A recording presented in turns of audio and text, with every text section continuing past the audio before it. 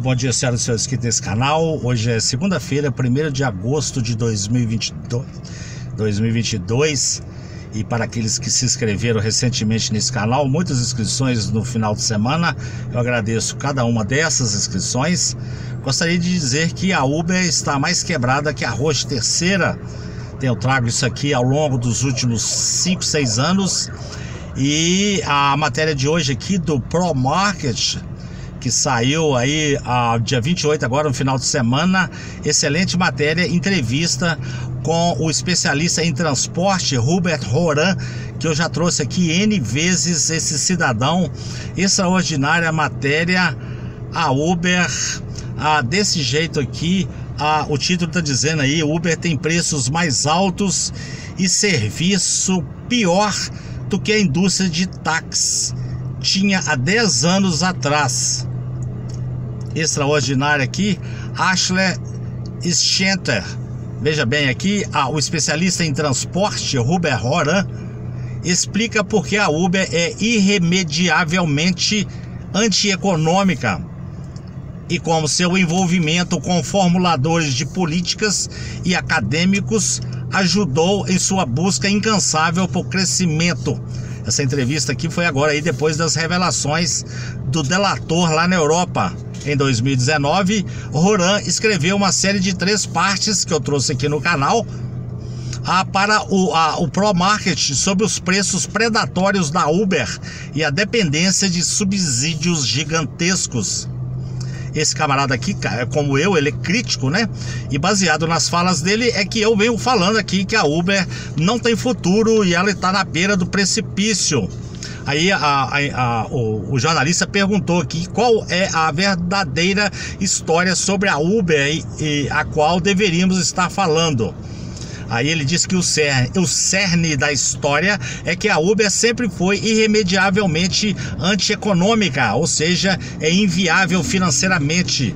Nunca poderia produzir lucros sustentáveis que justificassem os investimentos que obteve, porque seu modelo de negócios não pode produzir serviço de táxi ou de entrega a preço que o mercado estaria disposto a pagar. Ou seja, a Uber toma prejuízo com cada entrega e com cada corrida.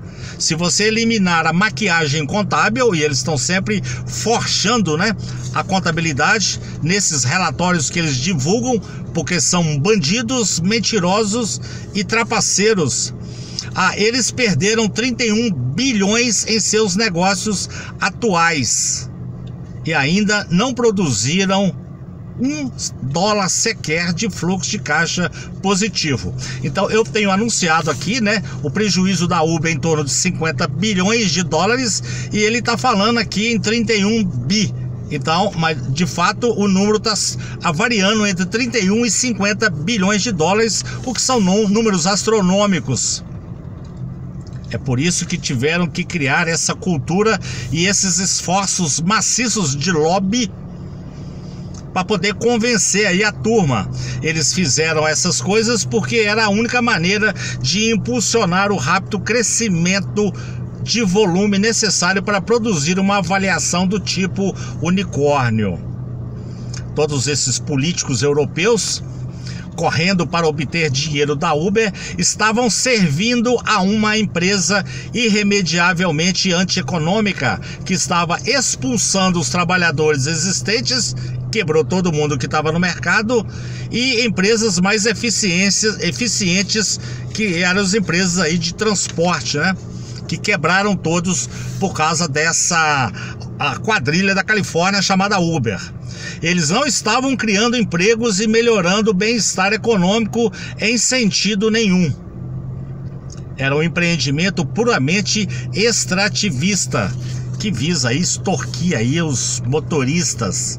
Em fevereiro, aqui diz que você publicou uma análise dos relatórios anuais da Uber e que ela exagerou sua lucratividade em 2021 em 3,2 bilhões de dólares, o que foi uma maquiagem total na contabilidade que eles fizeram. Aí aqui o jornalista pede para que eles explicasse isso. Aí ele fala que existem 2 jogos de contabilidade que eles usaram para enganar o público. Primeiro, eles estão misturando ações não negociáveis de empresas que faliram e não fazem mais parte de seus negócios em andamento, com os resultados dos negócios que estão realmente operando. Então, na verdade, há papéis aí que eles não poderiam mais anunciar, né, ou considerar isso nos relatórios. A Uber iniciou muitas atividades que falharam miseravelmente: patinetes, bicicletas, carro sem motorista. A Uber China perdeu bilhões. Sua operação de veículo autônomo foi encerrada. Eles fecharam suas operações no Sudeste Asiático, na Rússia e em vários outros lugares. Quando eles encerraram essas operações fracassadas, eles venderam o que estavam fazendo, que era a participação no negócio de transporte. Veja bem, para o titular, né, que os havia tirado do negócio, como a Didi Chuxing.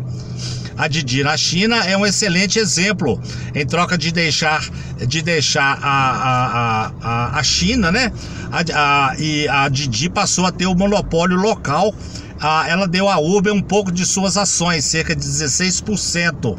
Mas elas não estavam em bolsa e não tinham valor de mercado definido. Então era uma suposição de valor que a Uber considerou isso no relatório. A segunda tática é que as declarações públicas da Uber ao mercado de capitais sobre a lucratividade de seus negócios são baseadas em métricas falsas, razão pela qual eu devo amanhã comentar aqui a ação agora, porque os acionistas estão processando esses bandidos da Uber. Eles enfatizam uma métrica chamada lucratividade do EBITDA ajustado. A métrica que eles usam não é rentabilidade nem EBITDA. Eles basicamente excluíram 6 bilhões de dólares em custos desse relatório aqui que o jornalista mencionou. A Uber foi uma das maiores histórias, né, ou mentiras da imprensa, da imprensa de negócios durante anos, mas ninguém parou para perguntar quando eles vão ganhar dinheiro, como eles poderiam ganhar dinheiro.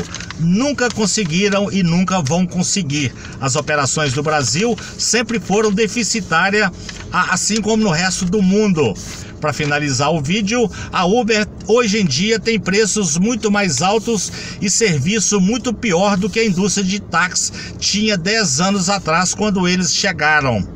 A Uber foi a primeira empresa a adaptar essas técnicas narrativas de propaganda política de longa data ao desenvolvimento de uma empresa. Precisaram criar essa ladainha aí para poder ficar no mercado. Eles foram os primeiros a usar esse tipo de técnica para enganar políticos e investidores desde o início. David Plouffe, o ex-assessor de Barack Obama, foi o cara que começou essa história toda, mas que não deu em nada e eles não chegaram a lugar nenhum. Eles resumiram as coisas em preto e branco simplista: Uber versus o malvado cartel de táxi. Não havia cartel, era mentira desde o primeiro dia. Então fico aqui super satisfeito com essa matéria, entrevista com Robert Horan, especialista em transporte, que ratifica aqui tudo que eu tenho dito. Na verdade, o que eu tenho dito é baseado nessas matérias do exterior. Durma-se com uma barulhada dessas, com a Uber na beira do precipício, e essa quadrilha não vai longe. Razão pela qual aí deveremos ter sucesso nessa empreitada e nessa pré-candidatura a deputado estadual agora dia 2 de outubro. Se você gostou desse vídeo, dessas informações, deixe seu like. Podendo, por gentileza, clique em inscrever e inscreva-se nesse canal. E tenha um bom resto de segunda-feira. Muito obrigado.